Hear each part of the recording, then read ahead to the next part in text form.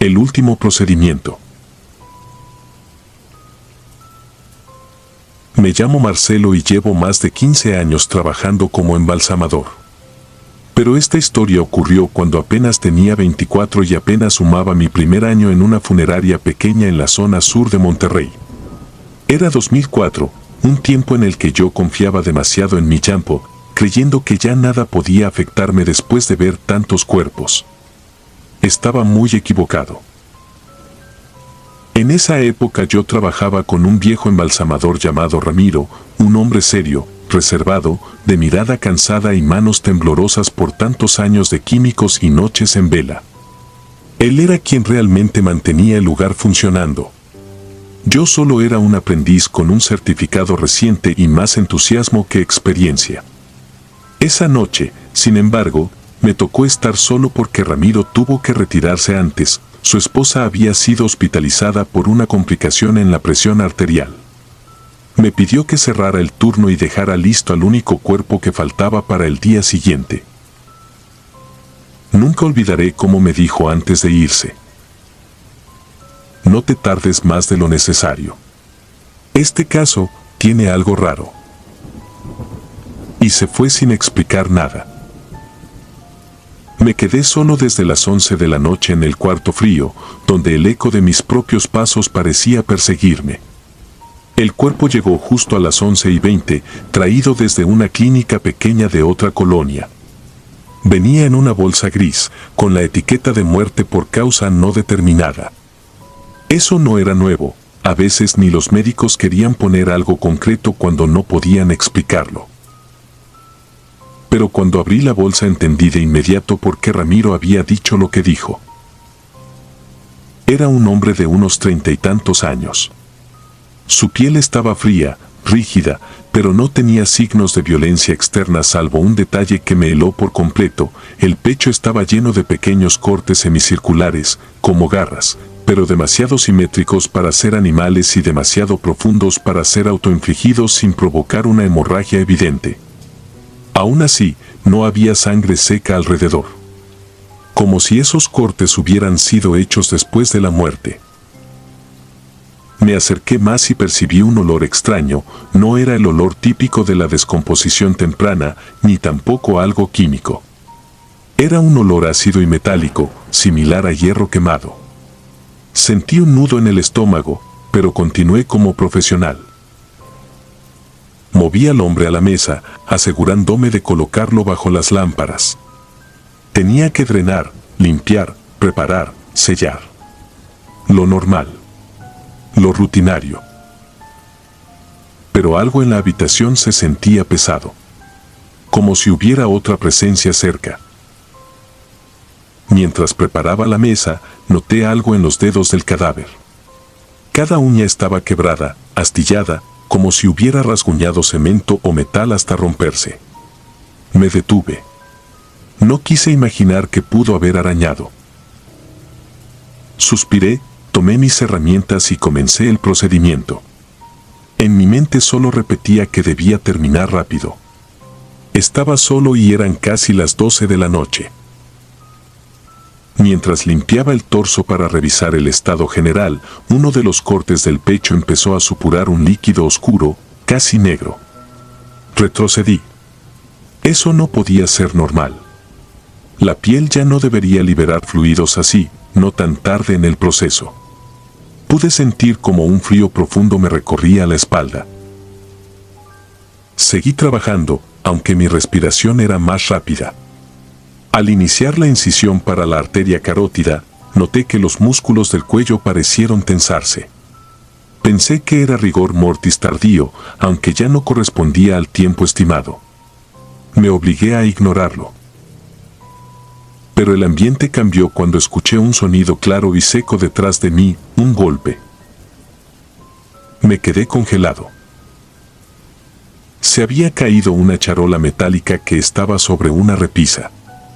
No había ventanas abiertas, no había corrientes de aire, no había nadie más.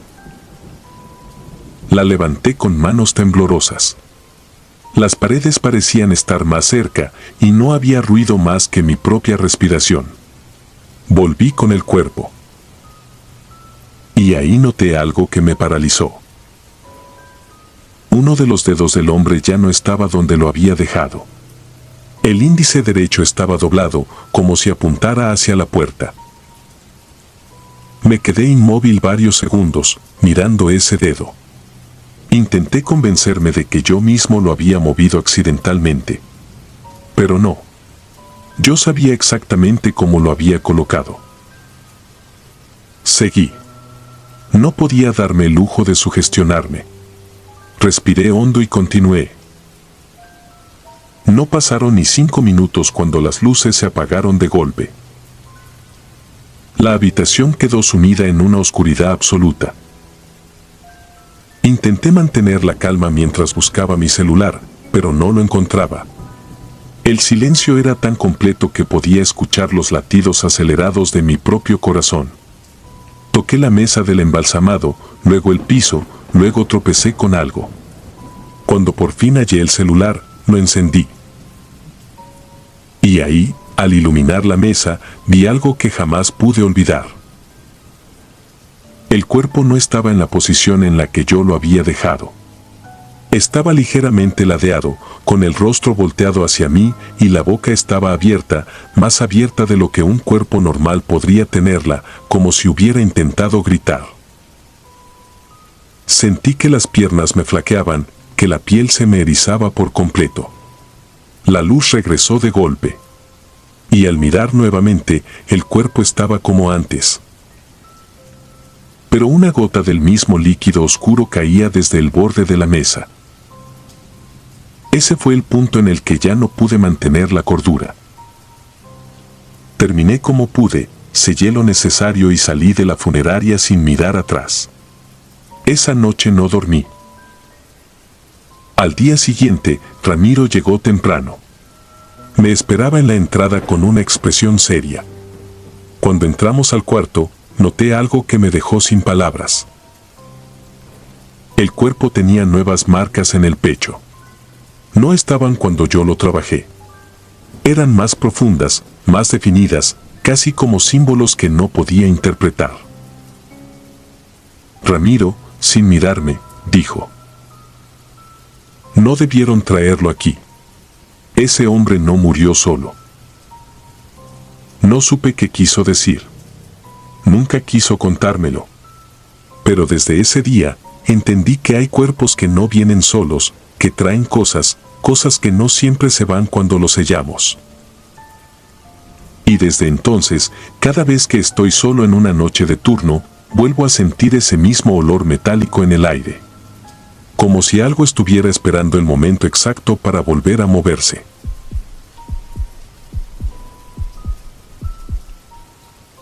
Hambre fría. No voy a decir mi nombre ni el pueblo donde ocurrió esto. Solo diré que fue en el norte de México, en 2014, en una funeraria pequeña que trabajaba casi exclusivamente con gente de escasos recursos. Yo ya llevaba un par de años como embalsamadora. No ganaba mucho, pero el trabajo era constante, accidentes, enfermedades, cosas que aquí se vuelven paisaje. Aprendí a separar lo que hacía con las manos de lo que sentía por dentro. Eso creía, al menos. La funeraria era un edificio viejo, pegado casi al panteón municipal. Teníamos una sala de velación principal, una salita pequeña al lado, la oficina del dueño y, al fondo, el área que era mi mundo, el cuarto de embalsamamiento y la cámara frigorífica. El cuarto siempre olía a una mezcla de formol, látex y algo rancio que nunca se iba, aunque trapeáramos con cloro cada noche. Yo pasaba ahí horas sola, con el ruido constante del refrigerador y el goteo de las mangueras, trabajando sobre cuerpos que ya no podían reclamar nada. Por la violencia de la zona, muchas veces recibíamos cuerpos que nadie identificaba. Esos eran los que más trabajo daban y menos pagaban. Se les preparaba lo justo, se les vestía con lo que hubiera, y luego se iban en una caja sencilla a una fosa común. A nadie parecía importarle, pero yo no podía evitar quedarme mirando sus manos, sus pies, pensando que, en algún lugar, alguien debía estar buscándolos sin saber que ya estaban aquí, fríos, bajo mis manos. Al principio todo era normal dentro de lo que cabe. Mi rutina era clara: llegar por la tarde, revisar la lista, preparar fluidos, drenar, inyectar, maquillar si lo pedían. Algunas noches me quedaba más tiempo, sobre todo cuando se juntaban varios cuerpos y había velorios desde temprano al día siguiente. El velador, don Lalo, un hombre mayor, siempre se quedaba en la parte de adelante. Él se encargaba de abrir la reja, prender luces, limpiar salones. A veces cruzábamos un par de palabras, pero nada más. Yo prefería el silencio. Una tarde de agosto llegó el cuerpo de un hombre de unos 30 años, muerto por cirrosis. Lo revisé como siempre. Estaba entero, sin lesiones externas, salvo los hematomas típicos. Tenía los pies hinchados, las uñas descuidadas, pero todos sus dedos, sus manos, todo en su lugar. Lo embalsamé, lo vestí con un traje que trajo la familia y lo dejé en la plancha de metal, cubierto con una sábana, en espera de que lo pasaran a la sala donde lo velarían al día siguiente. Salí de ahí como a las 11 de la noche. Me despedí de don Lalo desde la puerta del cuarto y vi cómo apagaba algunas luces del pasillo, como siempre. Al otro día, apenas llegué, el dueño me llamó a su oficina con la cara rígida. Me dijo, sin rodeos, que la familia del difunto estaba furiosa. Cuando lo estaban acomodando en el ataúd, al quitarle los calcetines para ponerle unos zapatos suyos, notaron que le faltaban 2 dedos de un pie. Me quedé helada. Lo primero que pensé fue en un error de identificación, que tal vez otro cuerpo, pero no, era el mismo. Me llevaron al salón. El cadáver estaba ahí, el mismo rostro, la misma ropa, pero el pie derecho terminaba en un muñón irregular, con la piel y el tejido desgarrados, como si algo lo hubiera arrancado a mordidas. Intenté recordar cada paso del procedimiento del día anterior. Yo lo había revisado desnudo, había limpiado sus pies, había masajeado las extremidades para distribuir el fluido, había secado uno por uno los dedos con gasas. No me lo estaba inventando, estaba seguro de que estaba completo. El dueño me escuchó, serio. La familia amenazó con denunciar, pero no tenía forma de probar que yo lo había dejado entero. No había cámaras en el cuarto, solo en la entrada y en las salas. Al final, el dueño arregló algo con ellos y el asunto quedó resuelto hacia afuera, pero dentro de la funeraria nada volvió a sentirse igual. Esa misma semana, don Lalo anunció que se retiraba. Tenía problemas de salud y ya había cumplido los años de servicio para jubilarse. Su lugar lo tomó un sobrino suyo, un tipo más joven, Armando, callado, siempre con audífonos, que casi ni se asomaba al área de atrás. El dueño, preocupado por lo ocurrido, mandó instalar una cámara discreta en una esquina del cuarto de embalsamamiento. No nos lo dijo claramente, pero todos lo supimos. En esa época yo ya tenía problemas para dormir. Soñaba con pies desfigurados, con uñas moradas, con manos que me sujetaban de la muñeca cuando cerraba ataúdes. Pasaron un par de semanas sin incidentes hasta una noche de sábado. Habían entrado 2 cuerpos, un hombre muerto en un accidente de moto y una anciana que murió por un derrame cerebral. Al primero lo preparé rápido, porque lo velarían esa misma noche. A la anciana la dejé para después, la limpié, la desinfecté, realicé el drenaje y la inyección, la peiné con cuidado, le puse un camisón blanco que trajo la hija. Cuando terminé, la dejé sobre la plancha, cubierta, y anoté la hora en la hoja de registro. Eran casi las 12. Sentía los hombros pesados, la lengua áspera con el sabor metálico del formol que a veces se te mete hasta la garganta. Le avisé a Armando que me iba. Él estaba en la recepción viendo su celular, apenas levantó la mano a modo de saludo. Cerré con llave el cuarto, como siempre, y me fui a casa. A la mañana siguiente, cuando llegué, había patrullas afuera. El estómago se me encogió antes de saber qué pasaba. Entré y vi al dueño pálido, hablando con 2 policías. Armando estaba sentado en una silla, con los codos en las rodillas y la cara hundida entre las manos. Mi nombre salió varias veces en la conversación. El dueño me buscó con la mirada y me pidió que pasara a la oficina. El aire ahí adentro olía a café frío y miedo. Sin preámbulos, me dijo que algo había ocurrido en la noche, algo que necesitaba ver con mis propios ojos. Encendió la computadora y abrió el archivo de la cámara del cuarto de embalsamamiento. El video mostraba la imagen familiar, la plancha metálica, la anciana cubierta, los frascos alineados, la luz blanca constante del techo. Me vi a mí misma terminando el procedimiento, acomodando las manos de la difunta, cubriéndola con la sábana, apagando una parte de las luces y saliendo por la puerta. La hora en el video coincidía con lo que había anotado en la hoja. Hasta ahí todo encajaba con lo que yo recordaba. Pero el dueño adelantó el video. 2 horas después de mi salida, a las 2 de la mañana, la puerta volvía a abrirse. Cuando vi quién entraba, sentí que el piso desaparecía bajo mí. Era yo. Mis mismos guantes, mi misma bata, el cabello recogido de la misma forma. Entré, o esa versión de mí entró, sin prisa, sin dudar, con una expresión vacía en la cara. No saludé a la cámara, no miré a ningún lado, caminé directo hacia la plancha. Con movimientos mecánicos, retiré la sábana de los pies de la anciana y tomé un bisturí del carrito metálico. No pestañeaba. Mis ojos en la pantalla parecían muertos. Empecé a cortar lentamente la carne de los dedos de la difunta, retirando, como quien deshuesa una pieza de pollo, pequeños trozos que llevaba a la boca y masticaba. No había exageración en los gestos, eran movimientos precisos, como cualquier procedimiento que había hecho 1000 veces, solo que esta vez el objetivo no era preservar el cuerpo, sino devorarlo. En el video se escuchaba el crujido suave del tejido al desgarrarse, el sonido húmedo de la masticación. No había nadie más. Nadie entró ni salió hasta que, media hora después, esa yo terminó, limpió con una gasa el bisturí, volvió a cubrir los pies y se retiró apagando la luz. Recuerdo que pensé que era una broma cruel, un montaje. Dije que ese video estaba editado, que alguien me estaba tratando de destruir. El dueño me miró con una mezcla de compasión y horror. Me dijo que la cámara era nueva, instalada por un técnico de confianza, que el archivo tenía el sello de tiempo del sistema, que Armando había estado toda la noche en la recepción y que en ningún momento me vio regresar.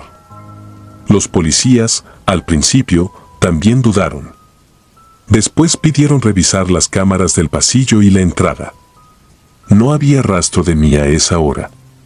Según esas grabaciones, yo había salido a las 12 y no había vuelto. La revisión del cuerpo confirmó lo que se veía en el video. A la anciana le faltaban falanges, pequeños fragmentos de tejidos blandos en los pies. Las heridas no eran limpias, pero tampoco parecían hechas por un animal. Eran cortes, seguidos de desgarramientos. Como si alguien hubiera comenzado con bisturí y terminado con los dientes. En mis manos no encontraron marcas, pero en una de mis muelas, días después, el dentista halló un trozo minúsculo de tejido blando entre la encía y la pieza. Yo no supe qué decirle. Solo me miró raro y no hizo preguntas. La demanda nunca procedió. El dueño arregló las cosas con la familia como pudo. Yo renuncié por voluntad propia. Fui con un psiquiatra, luego con otro. Me hablaron de trastornos del sueño, de parasomnias, de episodios disociativos. Yo misma intenté convencerme de eso. Tiene más sentido pensar que algo en tu mente se rompió, a aceptar que el mundo no funciona como crees. Aún así, hay cosas que no encajan, las horas que no aparecen en ninguna cámara, la forma en que la puerta del cuarto no se disparó en los registros del sistema, el sabor persistente a frío y metal que a veces despierta conmigo, aunque ya no pise una funeraria. Escribo esto años después, lejos de aquel pueblo, trabajando en algo completamente distinto. Dicen que enfrentarse a lo que hiciste ayuda. Hay noches en las que logro creer que todo fue un desvarío, un episodio aislado, un cerebro agotado jugando en mi contra. Pero hay otras en las que cierro los ojos y vuelvo a ver la imagen de mí misma, avanzando por ese cuarto blanco, sin expresión, obedeciendo una hambre que no reconozco.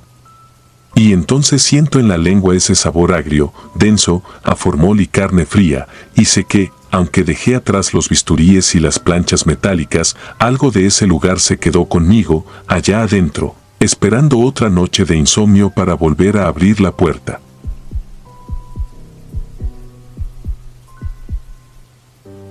El último rastro. No sé si algún día logre contarlo sin que se me quiebre la voz, pero lo que viví aquella noche sigue tan vivo en mi memoria como el olor a formol que jamás logré quitar de mis manos. Me llamo Héctor Ledesma y en el año 2011 trabajaba como asistente de embalsamador en una funeraria pequeña ubicada a las afueras de Ciudad Mendoza, Veracruz. Llegué ahí porque necesitaba empleo urgente y, siendo sincero, no estaba en posición de ponerle peros a nada. Aún así, nunca imaginé que terminaría tan de lleno en un oficio que exige sangre fría, paciencia y un respeto casi religioso por los muertos. Durante mis primeras semanas solo me encargaba de mover cajas, limpiar drenajes, rellenar tanques de presión y ayudar al encargado, don Ricardo, quien llevaba más de 30 años en ese oficio. Él solía decirme que en la morgue uno nunca está realmente solo. No hablaba de fantasmas ni nada de eso, según él, era una energía que permanece. Yo no creía en esas cosas. Hasta que me tocó comprobarlo. Con el tiempo fui perdiéndole el miedo a los cuerpos. Uno aprende a verlos como trabajo, no como personas. Pero aún así, hay difuntos que llegan cargando algo encima, algo que no proviene de este mundo. Y esa noche lo entendí. Todo comenzó con la llegada de una mujer de unos 40 años, trasladada desde un hospital de Córdoba. Su nombre era Lucía Cárdenas. La habían encontrado horas antes en el interior de una fábrica abandonada. Supuestamente, había ido a buscar a su esposo, un velador que hacía turnos nocturnos. Lo inquietante fue que en el reporte no venía una causa clara de muerte. Solo decía paro cardiorrespiratorio súbito acompañado de múltiples contusiones y hematomas. Cuando abrieron la bolsa, supe que no sería un procedimiento sencillo. Tenía la piel marcada por arañazos irregulares y un golpe extraño en la clavícula, como si algo hubiera intentado sujetarla con fuerza. Lo más perturbador era su rostro. No estaba deformado, pero sí inexplicablemente tenso, como si hubiera muerto mirando algo que la llenó de un terror indescriptible. El clima tampoco ayudaba. Era una tarde de lluvia intensa, el tipo de lluvia que paraliza la ciudad y vuelve peligrosa cualquier maniobra de traslado. Don Ricardo terminó temprano por un compromiso familiar y me pidió que iniciara el proceso preliminar mientras él regresaba en un par de horas. Me quedé solo. Limpié la mesa de acero y preparé los instrumentos. Encendí las lámparas frías que colgaban sobre la camilla. Su luz azulada siempre hacía que todo pareciera más lúgubre. Me acerqué a la mujer, la observé con detenimiento y noté un detalle que me erizó la piel. En su muñeca derecha había un surco profundo, como si hubiera llevado una pulsera apretada hasta que la piel cedió. Pero no había ninguna pulsera. Las paredes crujían por la humedad. La luz titilaba cada tanto. Inhalé hondo y seguí con el trabajo. Mientras acomodaba los químicos, sentí un mareo repentino. Pensé que era por el calor encerrado o el olor a formol, pero el mareo trajo consigo un sonido que no debía estar ahí, un golpeteo muy lento contra el metal. Toc. Toc. Toc. Provenía de la mesa donde estaba Lucía. Me quedé inmóvil. No quise mirar. Era imposible. El cadáver estaba rígido, recién llegado. Respiré profundo, volví la vista hacia la mesa, y nada. Todo estaba igual.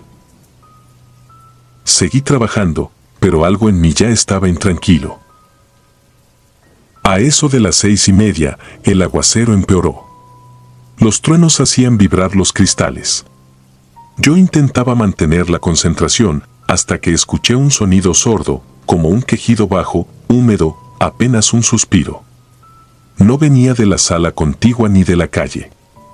Lo escuché ahí, detrás de mí, donde estaba la camilla con la mujer. No volteé. No podía. Algo dentro de mí decía que si lo hacía, no volvería a dormir tranquilo nunca más.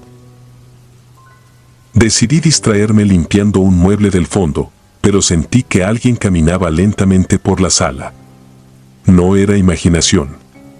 Se escuchaban pasos arrastrados sobre el piso encerado. Eran irregulares, como si la persona no supiera caminar bien. Mis piernas temblaron. Tomé un escalpelo como si eso pudiera servirme de algo y giré, muy despacio. La camilla estaba vacía. Lucía no estaba ahí. El aire se volvió denso, gélido. Mi vista se nubló de terror. Traté de buscarla con la mirada, pero no avancé ni un paso.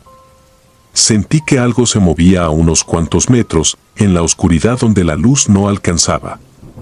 Era una silueta encorvada, respirando tan bajo que apenas se alcanzaba a oír, pero suficientemente cerca para saber que no estaba solo.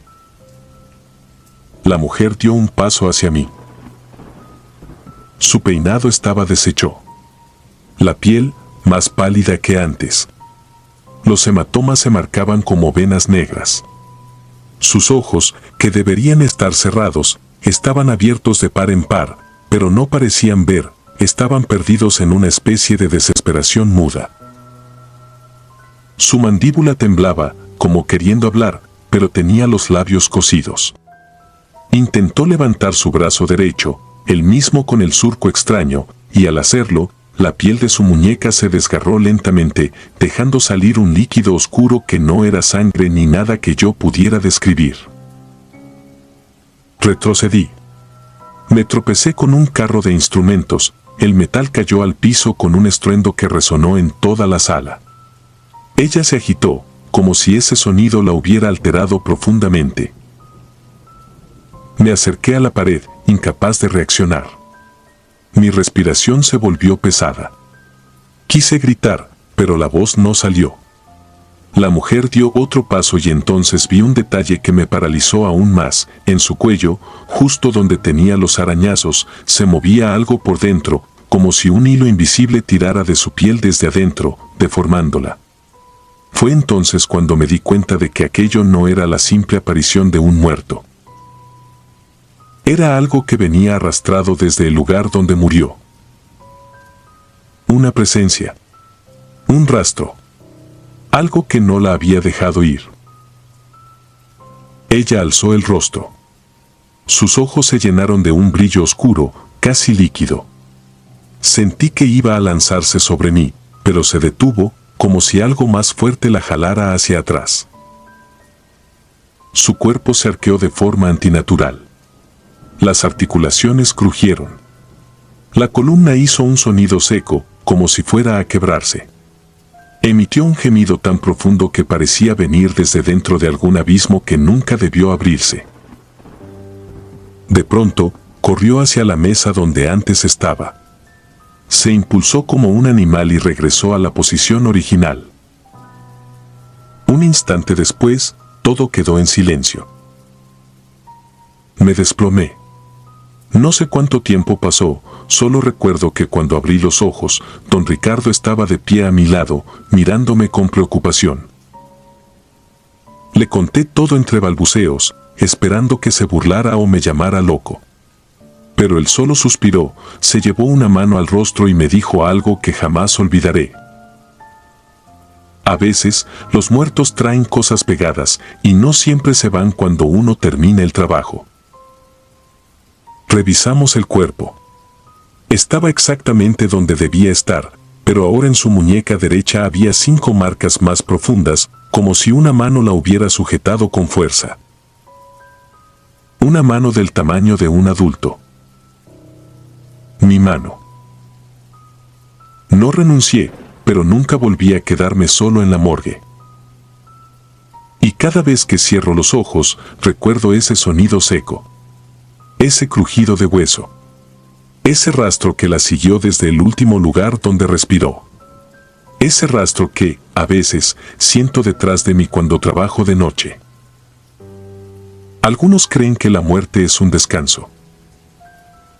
Pero yo sé que no siempre es así. Hay muertos que todavía buscan algo. Y otros que jamás se fueron.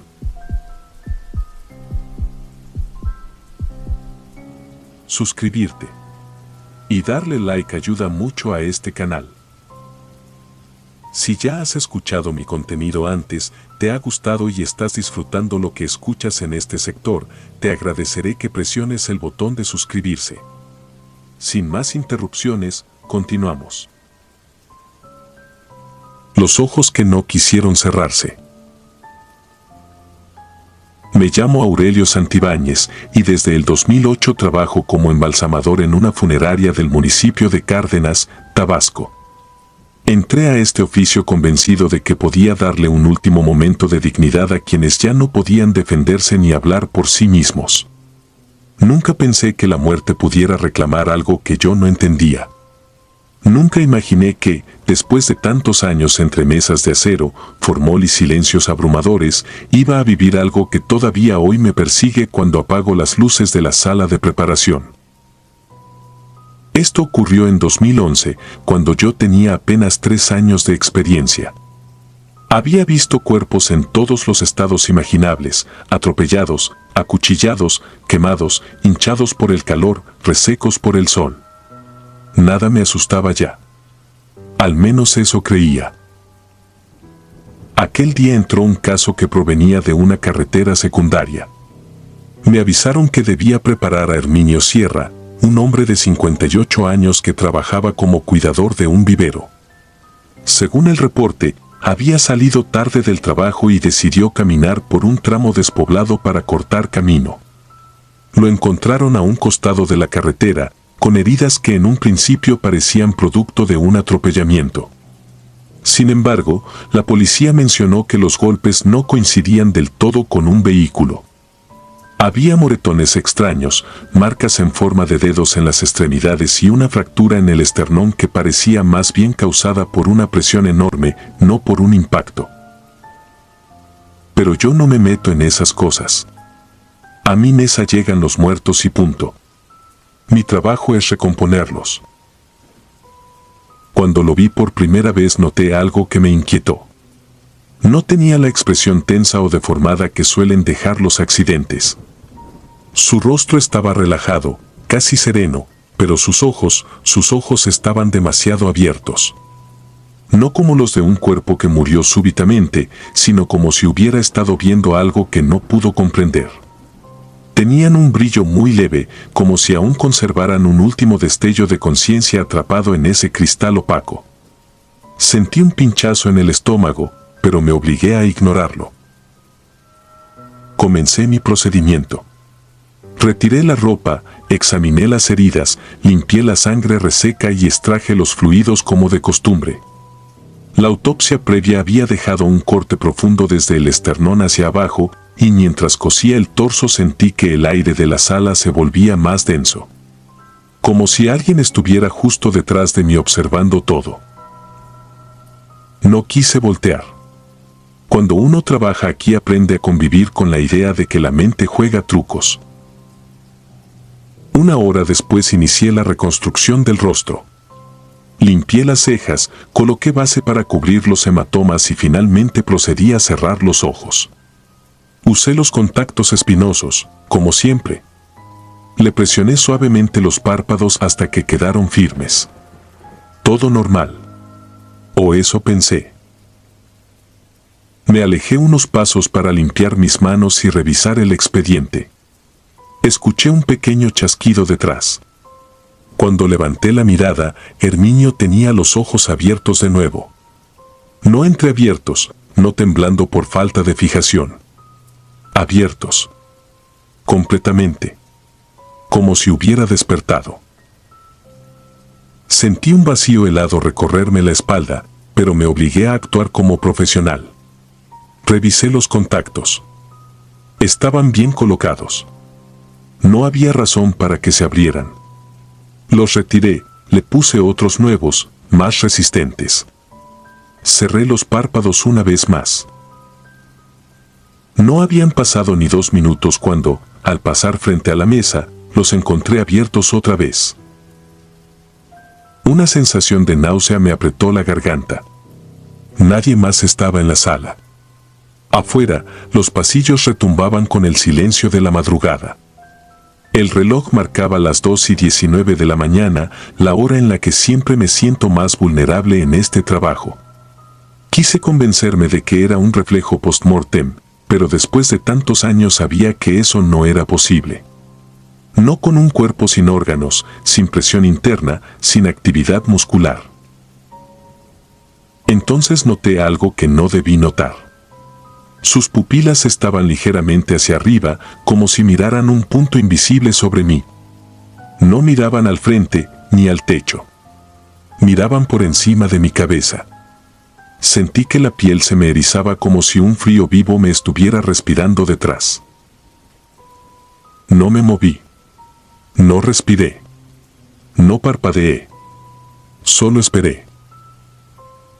Y ahí, en ese silencio que parecía al borde de romperse, juraría que escuché una exhalación suave, casi imperceptible. Una especie de quejido mínimo, como un susurro escapando de un agujero cerrado. Retrocedí. Tropecé con el carrito de instrumentos. Algo dentro de mí quería salir corriendo, pero las piernas no respondían. Por un instante pensé que estaba frente a un fenómeno que debía reportar, ¿pero a quién? ¿Quién me iba a creer? La tercera vez decidí sellarle los ojos con pegamento especializado. Coloqué una línea fina en los párpados, los junté con cuidado y esperé a que secara. Revisé su rostro. Quedó perfecto, inmóvil. Sin posibilidad humana de abrirse. Me sentí un poco más tranquilo, pero no lo suficiente para darle la espalda. Aún así, tuve que hacerlo para preparar los documentos de liberación del cuerpo. Tardé unos minutos. Y cuando volví a verlo, casi solté un grito. El pegamento había cedido. No porque estuviera viejo o mal colocado. No. Se notaba perfectamente cómo los bordes del párpado estaban forzados hacia arriba, como si algo desde dentro hubiera empujado para volver a ver. La piel estaba ligeramente tensa, como estirada desde adentro. Eso fue lo que más me paralizó. No era un simple abrir de ojos. Era un esfuerzo. Un intento. Una intención. Las pupilas ya no miraban hacia arriba, sino directamente hacia mí. No había brillo, no había vida, solo un vacío que parecía absorberme, como si Herminio necesitara que yo entendiera algo que él no pudo decir antes de morir. No sabía qué hacer. En ese momento entendí que no era cuestión de técnica ni de adhesivos. Era algo más, algo que no pertenecía a esta sala. Respiré hondo y le hablé, aunque sentí que la voz no salía de mi boca sino de algún rincón de mi miedo. Le dije que entendía que su muerte había sido inesperada. Que quizá necesitaba que alguien supiera que no todo había ocurrido como lo reportaron. Que lamentaba que no hubiera tenido tiempo de despedirse. Y que, aunque yo no podía cambiar su destino, sí podía asegurarle que su familia estaba bien, que ya se había avisado a su esposa que nadie lo dejaría solo. Mientras hablaba, noté que los músculos de mis brazos dejaban de temblar. Que el aire se volvía un poco menos denso. Hubo un momento, muy breve, en el que sentí que no estaba hablándole a un cadáver. Sentí que alguien escuchaba. Luego bajé mis manos, respiré profundo y cerré sus párpados con mis dedos, sin contactos, sin pegamento, sin nada. Solo mi voluntad. Y esta vez no se volvieron a abrir. Entregué el cuerpo a las 5 de la mañana. Su familia llegó destrozada. Antes de que se lo llevaran, me acerqué al hijo mayor. Le dije que le hablara a su padre, que le explicara que lo querían, que lo dejarían partir en paz. Él no entendió por qué insistía. No tenía por qué entender. Solo lo hizo. Desde ese día, cada vez que trabajo con un cuerpo cuyo semblante muestra sufrimiento o angustia, le dedico unos segundos. No para hablarles directamente, pero sí para recordar que no todos los muertos llegan en silencio. Algunos todavía traen un hilo de conciencia atrapada en la sombra del último instante. Y a veces, aunque no lo queramos aceptar, aún necesitan que alguien los ayude a cerrar los ojos.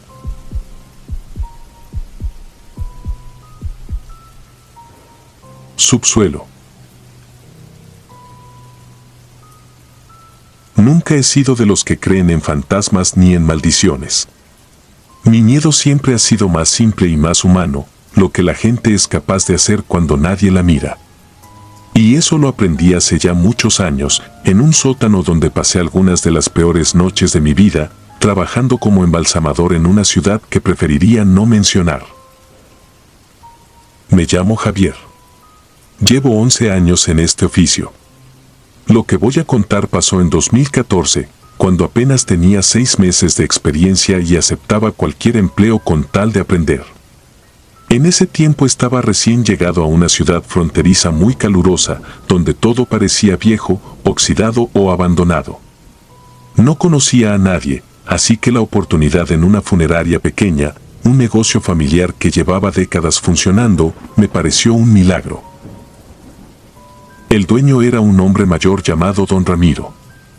Había heredado la funeraria de su padre, igual que el sótano donde hacíamos el trabajo pesado. Cuando lo conocí me pareció amable, educado y estricto en su forma de hablar. Me ofreció el empleo en la primera entrevista y ni siquiera pregunté por el sueldo. Yo solo quería trabajar. La funeraria era pequeña arriba, con olor a velas y flores viejas. Pero el sótano, ese lugar era otro mundo, enorme, húmedo, con paredes de concreto manchado y un eco que hacía que cualquier ruido pareciera venir de todas partes. Las cámaras frigoríficas estaban al fondo, detrás de una gruesa puerta metálica que siempre rechinaba como si protestara. Al principio todo fue normal. Me llevaban cuerpos todos los días.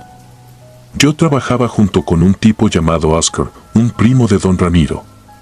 Pero él llegaba pocas horas, hacía lo mínimo, y casi siempre me dejaba solo con los cuerpos cuando caía la noche.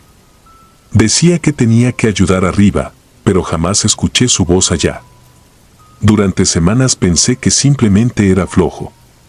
Ahora sé que ese hombre evitaba el sótano por razones que jamás me quiso decir.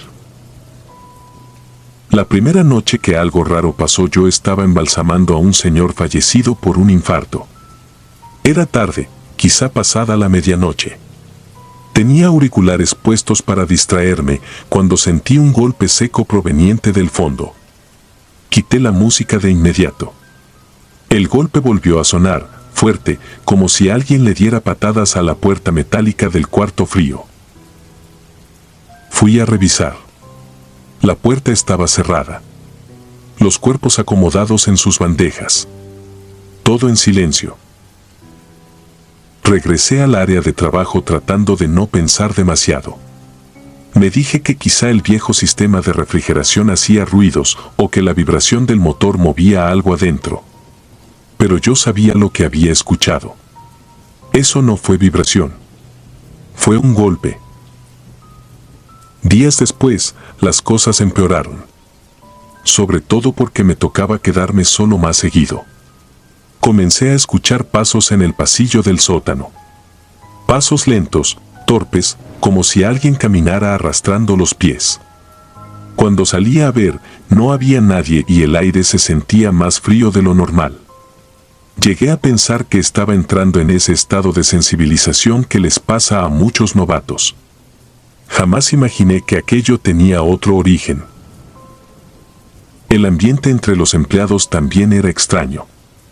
Notaba que don Ramiro pasaba mucho tiempo con un hombre que yo nunca vi trabajando, un sujeto alto, de barba gris y ojos hundidos. Siempre llegaba por la parte trasera, cruzaba el pasillo sin saludar y entraba directo al sótano sin avisar.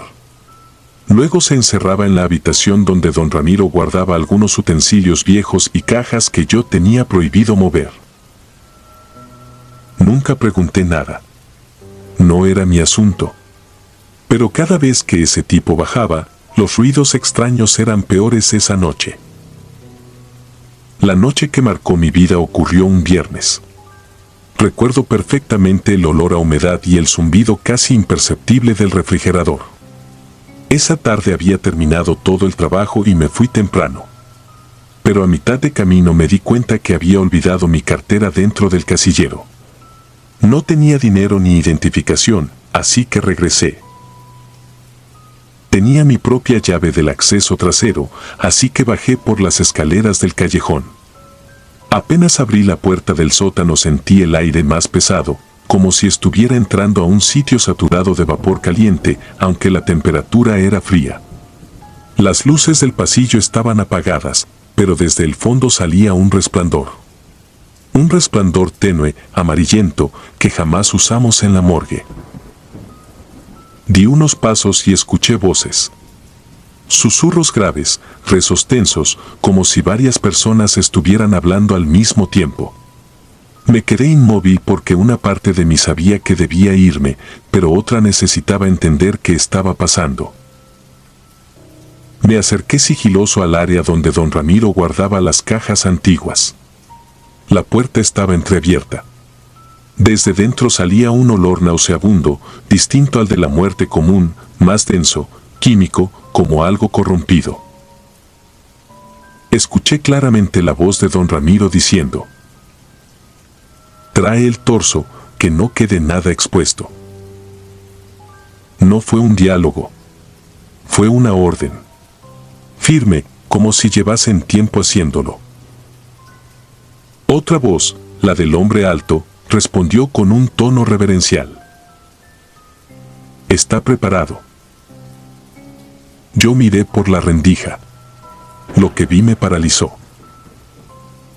Sobre una mesa metálica no había un cuerpo completo, sino partes, brazos, piernas, fragmentos de piel cuidadosamente cortados. Y alrededor, 4 hombres, todos conocidos del negocio, incluyendo a Oscar, rezando en un idioma que jamás había escuchado. No era español, ni latín, ni nada que pudiera reconocer. Don Ramiro sostenía un frasco lleno de un líquido oscuro que caía en gotas sobre las partes del cuerpo como si estuviera ungiéndolas. Todos estaban en trance, murmurando cosas que parecían salidas de una pesadilla. No estaban embalsamando. No estaban trabajando. Estaban haciendo algo más antiguo, más enfermizo, más cercano a un culto que a una funeraria.